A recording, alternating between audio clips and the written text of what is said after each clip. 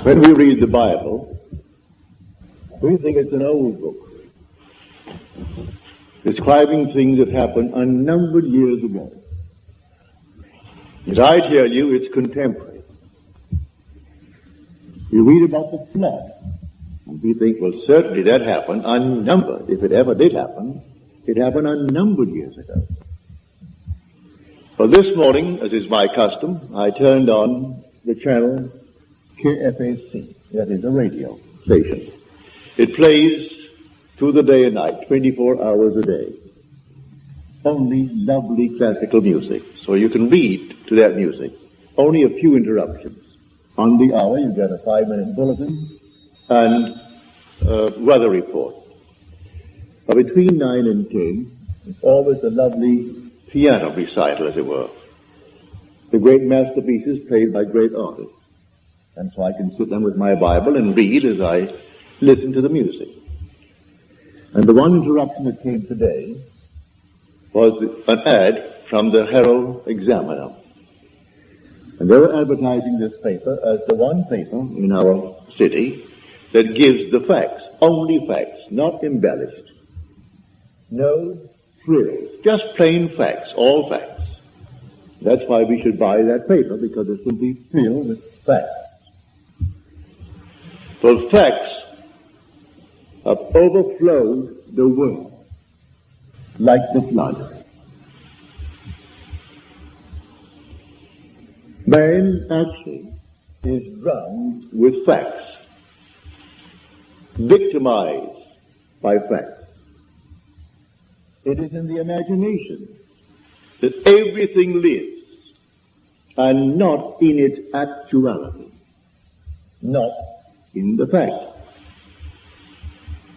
Unless imagination penetrates the fact, the deluge remains a deluge.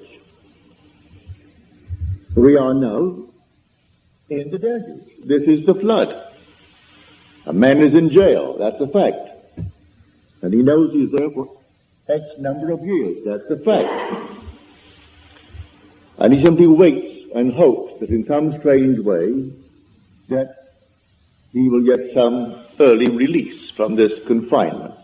He never uses his imagination, save in some violent way to get out, but to penetrate the fact.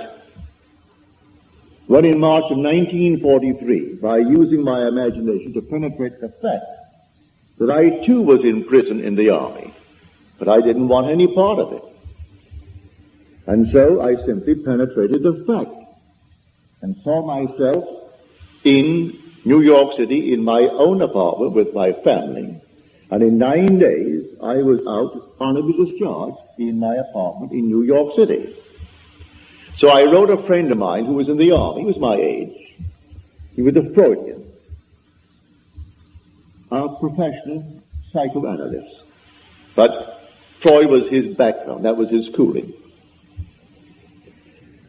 And when I wrote him in detail exactly what I had done, I didn't mince matters. I told him exactly what I did. How as I simply physically slept on my little bed in the barracks, I imagined I was simply elsewhere, and the elsewhere was a definite spot in space, in New York City, in my apartment. And what I did, I could feel the bed, I could feel the things in my house. I went about feeling all the familiar objects in my apartment, and I gave them all the tones of reality and all sensory vividness to the best of my ability. And I touched everything, and it felt real. Then I went back to sleep, and then I told exactly what happened to me that morning. And then 9 days later, I was honorably discharged by the same man that had disallowed my application. He didn't answer my letter. Because in New York City, he used to come to my meetings as a friend, because he was so convinced that the Freudian concept was true. But he said, I come to your meetings for this reason, Neville. We knew each other well. He'd come home for dinner, I'd go to his place for dinner, but he said, I come to your meetings because you turn my daily bread into the substance of fairy. I sort of like that, he said. But when I listen to you, I hold the chair And I put my feet right firmly on the ground to feel the reality and the profundity of things. You aren't going to take me away with you. You're going to leave me right here where things are solidly real, so I feel the place under my foot, and I feel the things next to my hand, and I hold on tightly as you weave your story concerning moving off in one's imagination. So he would not penetrate the facts. So when did he get out? When the other millions got out. So he remained with his facts for the next 3 years. I got out in March of 43. He came home to New York City in 46, demobilized as the other millions and millions of boys were. He could not let go of the facts. This is the flood, no other flood. This is the flood. We are drowned with facts, victimized by them. Now, does the Bible teach this story of getting through the facts using my imagination? It certainly does. Now, let me take you into the 27th chapter of the book of Genesis, the first book, the book of the beginning. If you're not familiar with the story of Isaac and his two sons, they were twins. Let me just refresh your memory if you've forgotten. It is said in the story that Isaac had, that is, his wife had the two sons, Rebekah, but he was the father of the two sons, Esau and Jacob. It is said that Esau was a hairy one. He came out first. And then Jacob came out second, and he had no hair. He was completely hairless, while Esau was covered in hair from head to foot. But he was the first. One was called Esau, and one was called Jacob, because he came out second and supplanted the other.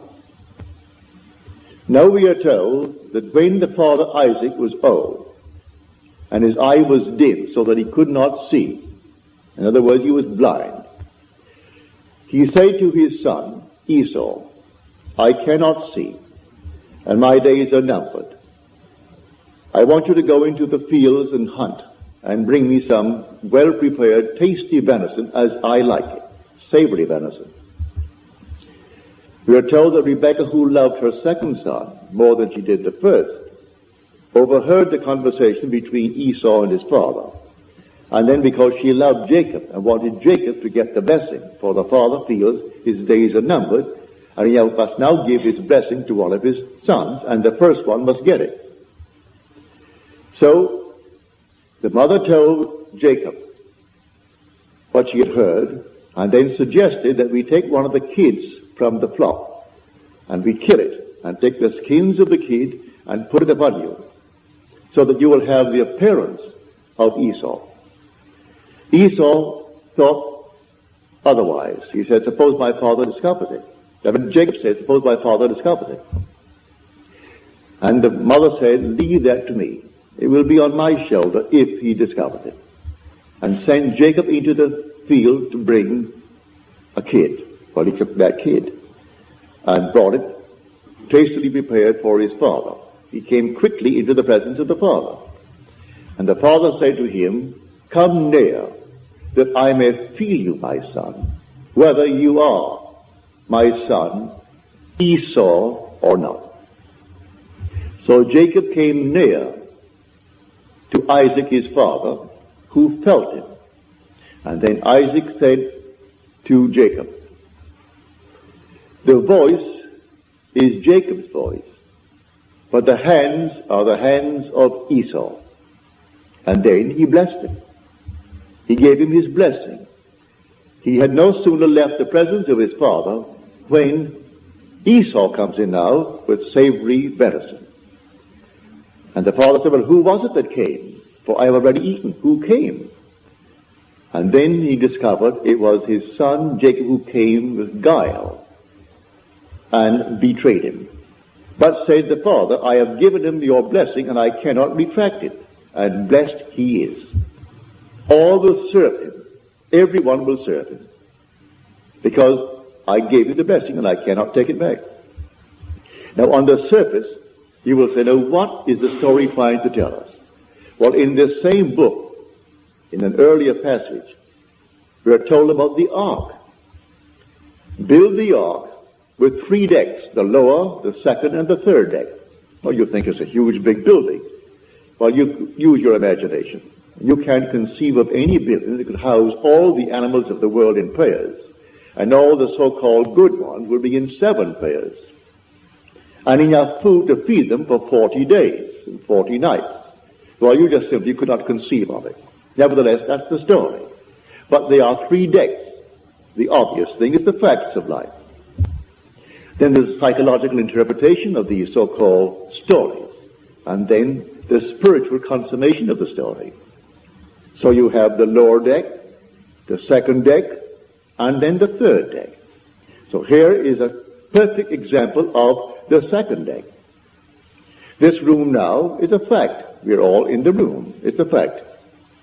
But suppose I don't want to be here. Suppose it becomes a prison to me. Can I get out of it if I know to penetrate the fact? If I know that I am the ark, that all things exist in the human imagination, and the human imagination and God are one. They are one, not two. I can, in my imagination, penetrate any wall. I can now, without batting an eye, in the twinkle of an eye, I can stand on the street and see this thing without a man standing before it. No problem whatsoever to assume I'm on the street and looking from the street to this platform. But you may say, well, what would that do? Well, let me do it and feel the reality, feel that solidity of the street under my foot, and see this building from the street rather than looking to the street from here. If I do it and give it solidity, give it reality, I'll be compelled to go there. This is what Scripture teaches. That is my blessing. I can penetrate a fact. And penetrating a fact, I can stand wherever I want to stand in this world. Then the promise is made, wherever the sole of your foot shall stand, that I have given to you. I'm not going to make you a promise and not fulfill it. I've given to you if you can stand upon it. So I actually stood upon my apartment. I actually stood upon that floor. I felt the bed. I felt everything and gave it reality. My friend wouldn't allow himself to sleep in one place and assume that he was sleeping elsewhere, because that is a divided state of mind. He didn't want to become a split personality, and so he wanted to be completely coordinating. Well, he was coordinated, all right, for the next 3 years, all in one little spot in his barracks. And for 3 years he couldn't get out. Because first of all, he wouldn't try it. Because I turned his daily bread into the substance of fairy. And so he did not answer my letter. I reminded him a few times since. Why didn't you answer the letter?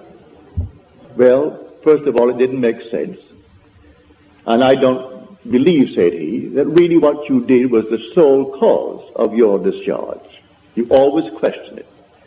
Then I repeat it another time and tell him again what happened this time.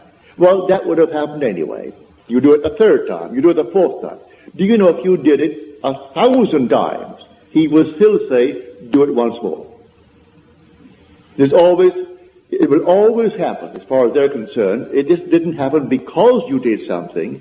These things would have happened anyway. So why do you analyze people then? Then let things happen. We are not the creatures of circumstances, said a man who bears your name, for his first name is Israel. And Disraeli's name is simply of Israel, Benjamin Disraeli. And he said, man is not the creature of circumstances. Circumstances are the creatures of men. He knew how to create things, all in his imagination. So I said, you bear the name of Israel, but you don't apply the story of Israel. If you only apply it, because these things are taught us in Scripture. Scripture is not secular history. This is contemporary. It didn't happen thousands of years ago. The flood is on. And this is the flood. The whole vast world is inundated with facts, like this prominent paper. It's the evening paper, the Examiner. And they're proud of the fact they only print facts. They don't embellish it. No frills, only the facts. Therefore, buy the facts. Well, I can buy the facts. And they go all over the world to find frightening facts. I'm not denying that he didn't kill her. I'm not denying that he did not receive a sentence of X number of years. But when people ask anything of me, I'm not concerned about why it happened. What do you want? And I will simply apply my imagination lovingly on behalf of that request. I don't care what brought you to that state.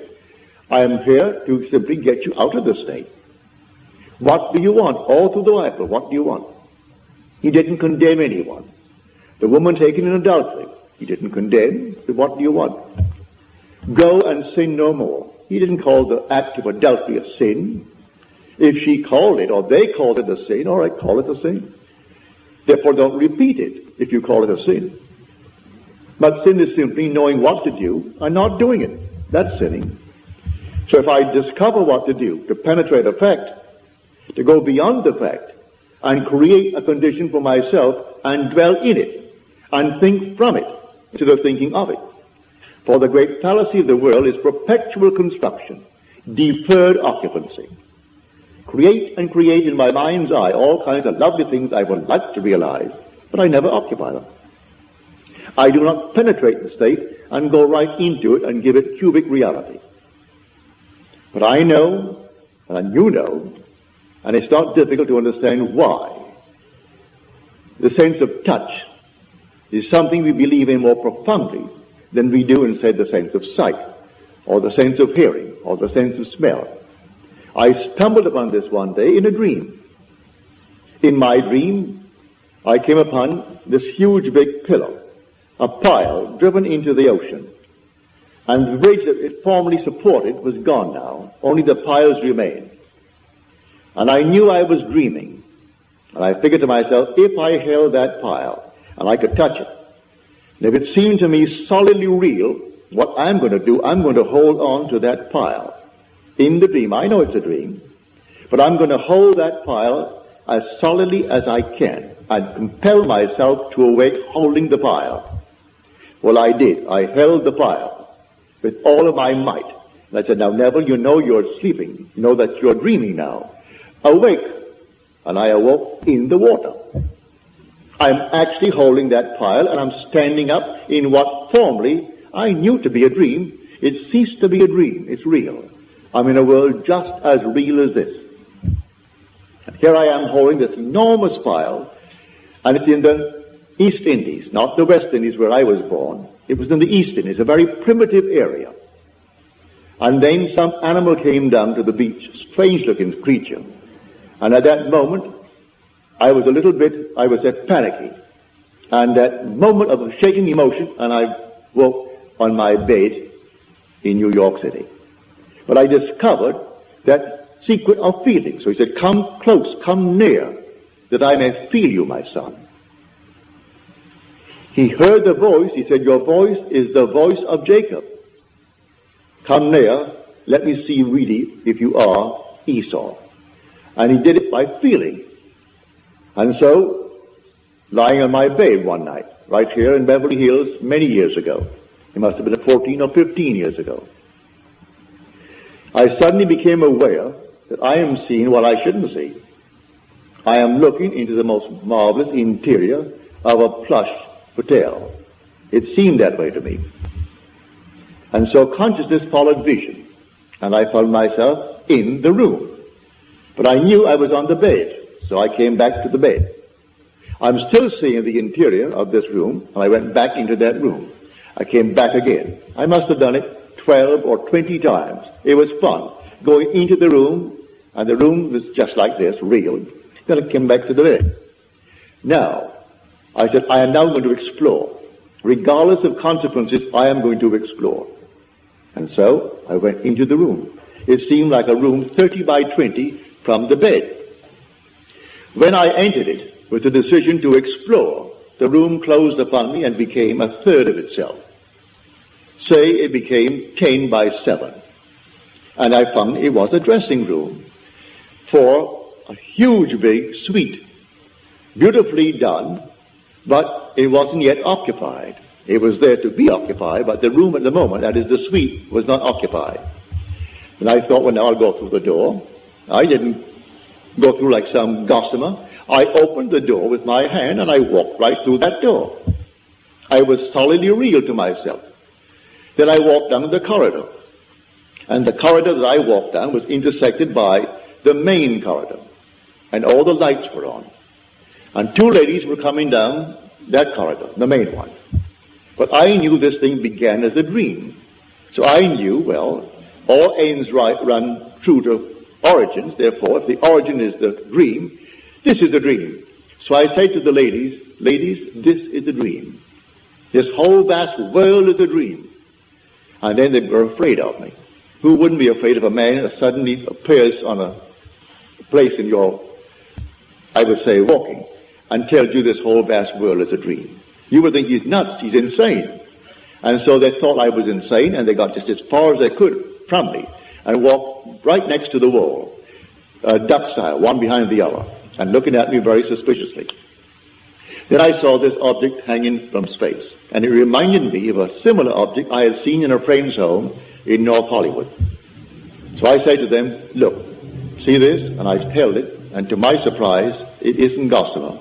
This is not an after image. This is not a memory image. This is real. The thing is solid. Well, I held it, and by this time they were way down. They took one great look as they looked back at me, and then darted into the main room. And here I am standing alone, holding on to this thing. I said to myself, Neville, you know this is a dream. The origin is a dream. The end is a dream. Come on, wake up. I closed my eyes to the obvious, and I held this thing here, and I couldn't. I opened my eyes again. I'm still standing there. But how am I going to get back to my room in Beverly Hills?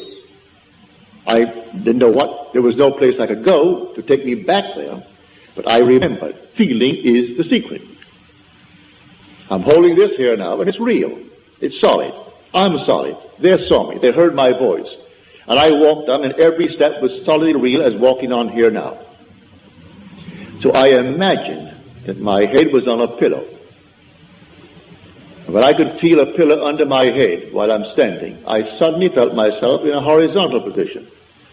And my head is on a pillow. And then, all of a sudden, I could feel that pillow. But I was cataleptic. I couldn't open my eyes. I couldn't move a hand. Couldn't move a finger. And here I am, a living being in a dead body. So I said to myself, well, they'll find the body tomorrow morning, and they've got to cut it up because I'm insured for a little bit. And to prove that nobody took my life, they have to cut it up to find out why he died. Always have to ask that question. And they'll give it a name. If they can't find it, they're going to give it a name anyway. So here I am, couldn't open my eyes, couldn't move my hand. In about 15, 20 seconds, which seemed much longer than that, my little finger, I could move it. And then I could move my hand a bit. Still couldn't open my eyes. And we were sleeping in a double bed. So I pushed my hand out, my left hand, and I could feel the warmth of my wife's body. Pardon me. At that, I knew I was back on my bed. In another 15 or 20 seconds, I could, with great effort, open the lids of my eyes, and here came all the familiar objects on the walls, on the bureau, and everything returned to consciousness. Now, I stepped into a world just as real as this. I am telling you, there are worlds within worlds within worlds, and they're all here right now. Just like turning on a radio. And you turn it ever so slightly, and you have a new wavelength and a new station coming in, bringing something entirely different, and they're not interfering with each other. And these worlds are all here now, and they're people, just as we are peopling this world.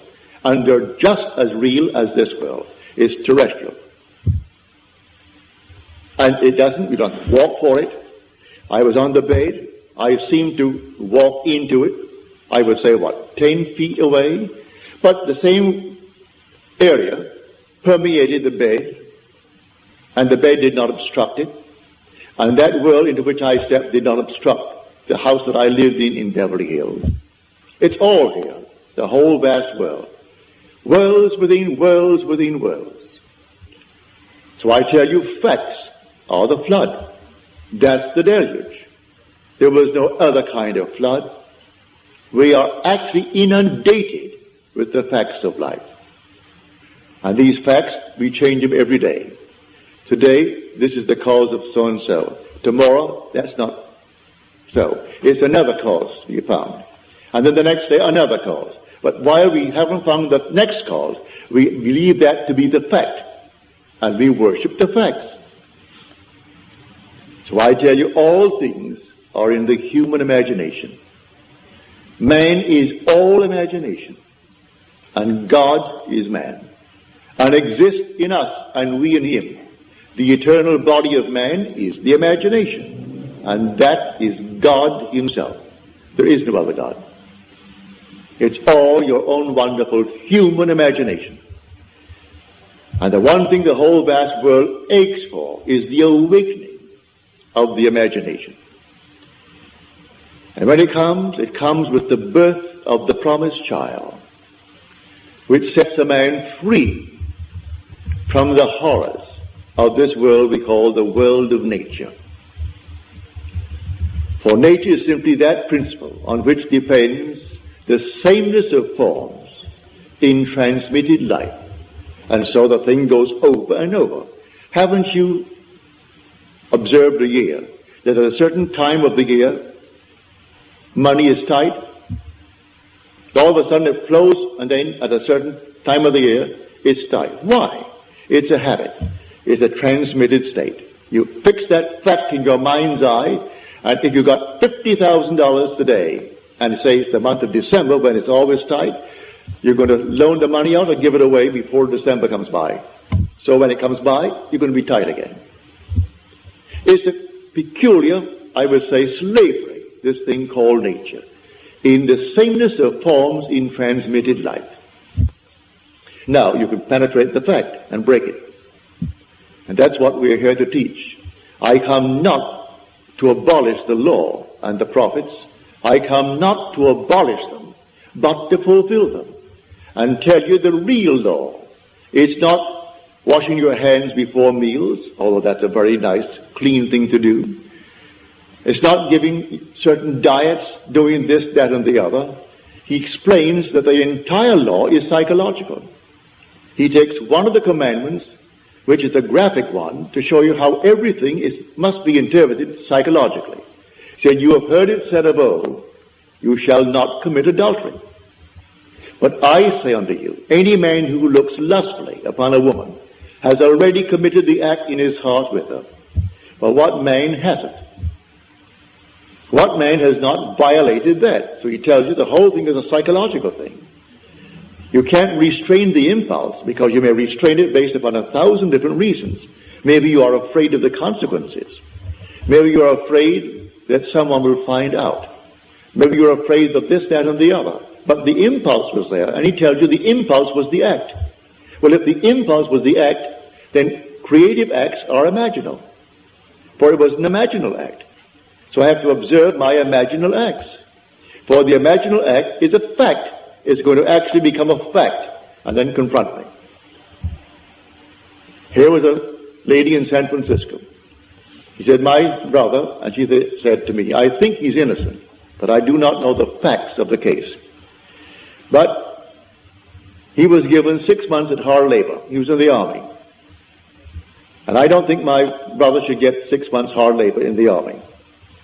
I said, you want him out? He said, certainly I do. I said, tell you what, that you may try it, so you can give all praise to yourself and not to me. You do it. But what must I do? Well, if he was out, would he come home? Oh, yes, he'd come straight to my place. All right. And if he came to your place, what would you do? Well, she said, I would throw my arms around him and kiss him. Feel him. I said, all right, do that. When you go home tonight, sit where you would normally sit, and just imagine that your brother is there, and that you have thrown your arms around him, and you're holding him and hugging him, and kissing him. The next Sunday morning, in my meeting in San Francisco, that woman could rise and tell this story. She said, I went home, and I imagine I heard the doorbell ring. And the doorbell is downstairs. I have to run down one flight of stairs to answer that door. So I heard it ring, and I ran downstairs, and I flung the doors open, and here stood my brother. I went back upstairs. There was no brother, but I did it so vividly, it was almost like a disappointment that I didn't actually see him standing there. But it seemed so real to me. Well, a few days later, she's sitting upstairs, and the doorbell rings. She said, I almost broke my neck to get downstairs, because I knew what was going to happen. And here she threw the door open. Here is her brother. And she stood up in the audience and told that story to the 1,000 who were present that Sunday morning. And they all saw. No one, I presume, would go and verify it. I trusted her implicitly. If she lied to me, well, then it's entirely up to her. But I'm convinced the whole thing was true. I don't check you. I believe you when you tell me that it happened. But the thing is to practice. We are the operant power. And the flood is on. Let no one tell you the flood is over.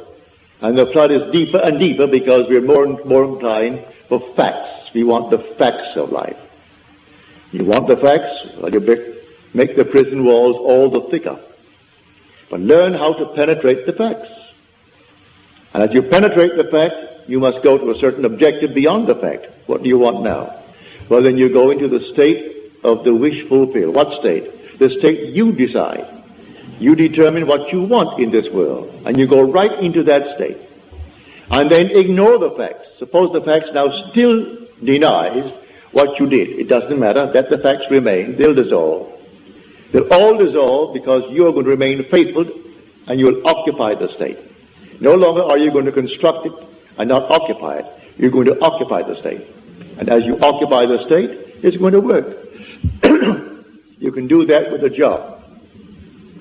A friend of mine in New York City, he came from out west. He was an engineer. And he said, Neville, I want more money and I want more responsibility. I want to work for a certain firm. I said, do you know where they are? He said, yes, on Madison Avenue. They do international work. They build bridges, they build dams, they build things all over the world. And I would like a job that would send me away because I would get 3 times the salary. I said, well, I'll go to the place and see where you would sit if you got the job there. Before they send you off, you'll work in the home office first, wouldn't you? I think so. Well, go up there and just take a good look. He walked into the place, picked out the desk, picked out the place, and then he assumed when he got back home, he was seated at that desk. And that was his job, and he named the sum of money, which was a considerable sum of money. He and his wife and daughter used to come to my meetings.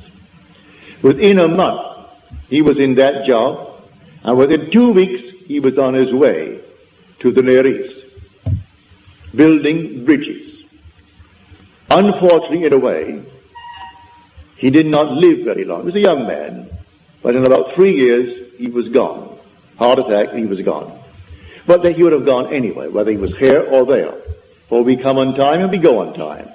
But at least before he departed this world, he found the principle, which he will carry with him into the next world. For there is no death.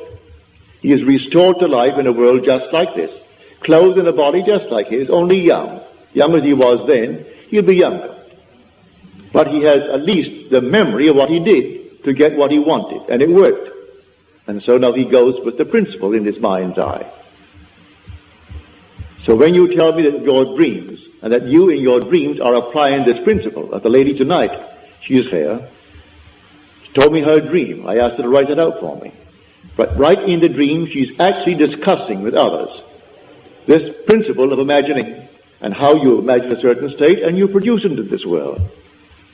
And that there's nothing in this world that dies. All things are restored to life. And she's carrying on this conversation in her dream. Well, to me, that's most flattering and very thrilling.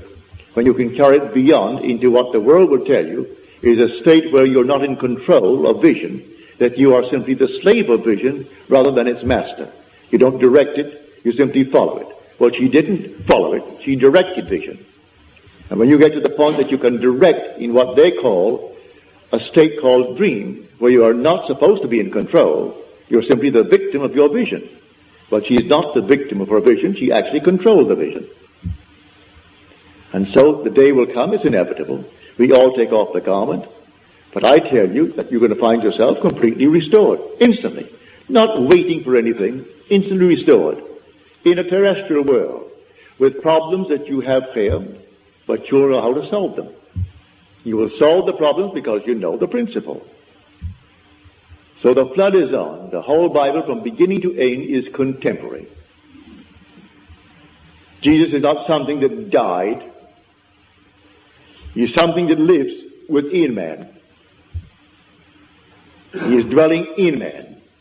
God himself came and comes into human history in the person of Jesus, in you, in me, in everyone in the world.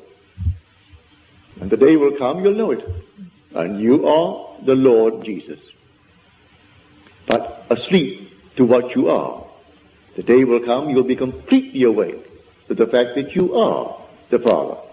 And then you'll know. I've been asked, why do you express it all the time? It's important, it's so important about the Father. It's the most important part of Scripture. The most important part of Scripture. Well, I can have all the power in the world and yet not know I'm God.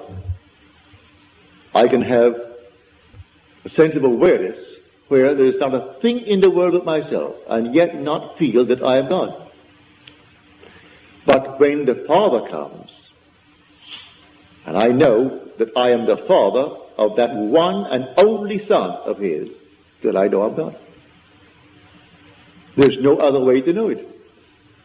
If I had power that I could destroy the universe, I still wouldn't know I'm God.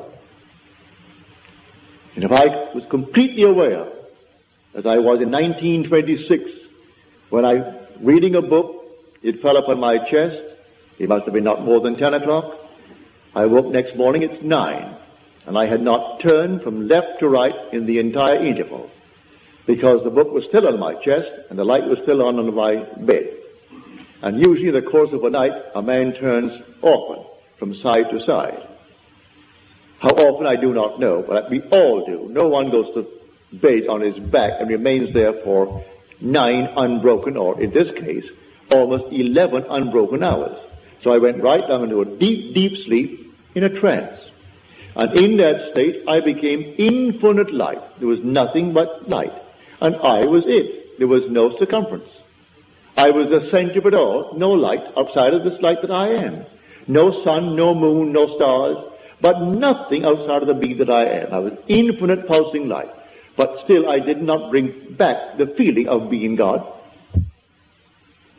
Yet, evaded me. But when you see His Son, and that Son calls you Father, and you know, well then there is no doubt in your mind as to who you are. So I say it's the most important part of Scripture. And yet it's the one thing that people will question me on. Why do you emphasize it? Why do you repeat it over and over? Because the one thing in the world that you will one day experience which will convince you that you are God. Nothing in the world will convince you outside of that. But in the meanwhile, we can penetrate the facts.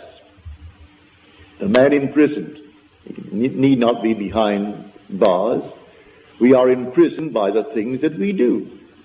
All right, we can break them. Break anything in this world. A man can be imprisoned by gluttony. He can break it if he knows what he wants. Maybe he doesn't really want to give it up. If he wants to give it up, let him create within his mind's eye a scene, a simple scene that if he had given it up, a friend or some relative would know. And he doesn't brag about it. They simply know. And it's a normal discussion that he has no longing for it anymore. He has no desire for it. Didn't take any drugs for it. Didn't do anything to beat it. They just simply, it wasn't there. Like certain taste that we have in this world, all of a sudden, you've had it, you've saturated yourself with it, and you don't want it anymore. All things are acquired. Today I like, for instance, a thing called an oyster. Love them, especially those lovely Eastern oysters. But the first time I had an oyster, I thought I'd die. I was a small boy, I must have been about 9 or 10. And I went down to It was then called the Virgin Islands, owned by Denmark. They're now our islands, St. Thomas and John and St. Croix. And my mother said to me, now Neville, you know you're going to a strange place and they speak Danska. You don't understand the language, but you'll get by.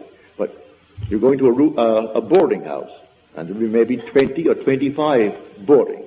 You'll all sit at one big table together. Now you're a boy, and you do not know their habits, so watch what the lady does. And whatever she does, you do it. Well, I sat them at the table, and then here was this plate of oysters. I'd never seen an oyster in my life before. And then all the little things before it. But I saw this lady take a little fork from the side, so I picked up my fork. And then she took little horseradish, she took something else, then she took a little Tabasco, did all these things to it. Then she stuck it into this oyster and dipped it into all that she had done. She closed her eyes and she ate it as though you had honey in your mouth. I expected the same thing, so I did the same thing. And when I got that thing in my mouth, Lord, it wouldn't go down. I couldn't bring it up. I'm not supposed to bring it up. Mother told me that. And so here it stuck. But the funny part about it, I not only had that one, I looked down to find there were 5 others. And they had to go down. Well, that was my introduction to oysters. But now today I love them. I acquired the taste of oysters. The first time I had a drink, well, I can't tell anyone that it was something like honey to me. But I acquired the taste. And today I thoroughly enjoy a drink. I try not to go beyond a certain point, because I want to keep my faculty alive. But I enjoy a drink. I've tried and tried and tried to acquire a taste for smoking, and I can't. Therefore, I gave that up when I tried it for about 6 months. I couldn't do it. I was then only 21 or 22, and I couldn't seem to enjoy a cigarette or a cigar or anything. It made me sick. So I gave it up. Never acquired it. But all the other things we have acquired. If you don't come into the world with these tastes, you acquire these tastes. You can acquire the taste of living in comfort. You can acquire the taste of living as a gentleman, as a lady. Acquire the taste. You want to actually live like a lady, live like a gentleman, with no pressure to pay the rent, no pressure to do these things. All right. Assume that you are that lady, you are that gentleman. Penetrate the facts. The facts tell you that you are not. You don't have it. Penetrate the facts and live in the state as though you had it. And may I tell you from experience, you will have it. You will actually have it. Don't ask me how. The ways and means are contained within the state that you enter. So you enter a state, and it contains all that is necessary to externalize that state. So pick out your state, a lovely state, and go right into that state and dwell in it. I call that occupying the state and thinking from it instead of thinking of it. Just as you now think from your present state with all the facts around you to anchor you into it, get into another state all in your imagination, and the facts will appear to anchor you into that state. And the day you tire of it, you can get out of it and go into another state. You know, when you move into a new home or move into a new city, you have to actually adjust yourself to it. Well, you are the pilgrim passing through unnumbered states. The states remain, but you, the pilgrim, pass through them. Like a traveler passing through a city. The city remains, but you, the traveler, pass through it. So you go right into another city. You don't rub out the state. Poverty remains a state, when a man who was once poor moves out of it. So he moves out of poverty into the state of affluence. But he doesn't destroy the state of poverty. Anyone can fall into it. So Blake said, I do not consider the just or the unjust to be in a supreme state, but only to be in these states of sleep, which the soul may fall into in its deadly dreams of good and evil. So it toys with this state, and it finds itself enamored with the state, and it falls into it. He's not supreme because he's wealthy, and the other one is not ignored because he's poor. It's a state. Don't condemn the occupant of the state. The state is the thing, but the occupant is God. For the occupant in a state called poverty, he's saying, I am, before there's a poor. He doesn't say I am poor, meaning he's different as far as I am goes, from the one who says I am rich, the same I amness that occupies the state of poverty is occupying the state of wealth. And so you can go into any state, and being in the state is God. And you wear these states as you wear clothes. But you must be consistent and actually believe it. First of all, as you're told in that 6th chapter of John, we believed and have come to know that thou art the Holy One of God. First, faith that ventures on a possibility. And then something more sure than faith, something steadier than faith, personal experience. You venture. That's faith. I will actually believe you now.